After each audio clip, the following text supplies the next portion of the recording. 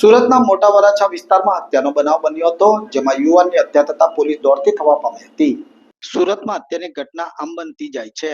અસામાજિક તત્વો પોલીસના કાયદાની એસી તેસી કરતા અનેક સવાલો પણ ઉઠી રહ્યા છે. તેમ છતાં અસામાજિક તત્વો બેફામ બની પોલીસનો ડર રાખ્યા વિના ગુનાઓ આચરતા હોવાની ચર્ચા ચકડોળે ચડી છે. ત્યારે આરોપી અને મૃતક વચ્ચે નજીવી બાબતે ઝઘડો થયો હતો, જેના સમાધાનના બહાને બોલાવી એક યુવકને ચપ્પુના ઘા મારી પતાવી દેવાયો હતો. સમાધાન માટે મોટા વરાછા પહોંચતા જ ફરી એકવાર બંને વચ્ચે ઝઘડો થયો બાદ મારામારી થઈ હતી, જેમાં આરોપી શાળા બનેવીએ મૃતક સાહિલ ગોદાને ચપ્પુના ઘા મારી મોતને ઘાટ ઉતારી દીધો હતો. તો પોલીસે બંને હત્યા કરનાર શાળા બનેવીને પકડી વધુ તપાસ શરૂ કરી હતી. જે રીતે જ્યોગ્રાફિકલી જોવા જઈએ તો બંને વિસ્તાર એકબીજા સાથે જોડાયેલા છે. નદીના સામા કાંઠાની અને બંને નદીની એક કાંઠા ઉપર આવેલા વિસ્તાર છે.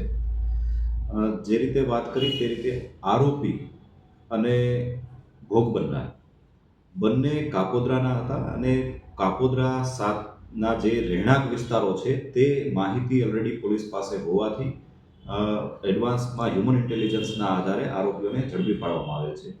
આરોપી તેમજ મૃતક બંનેના ભૂતકાળમાં ગુનાઓ દાખલ થયેલા છે પોલીસ સ્ટેશન કાપોદ્રા ખાતે.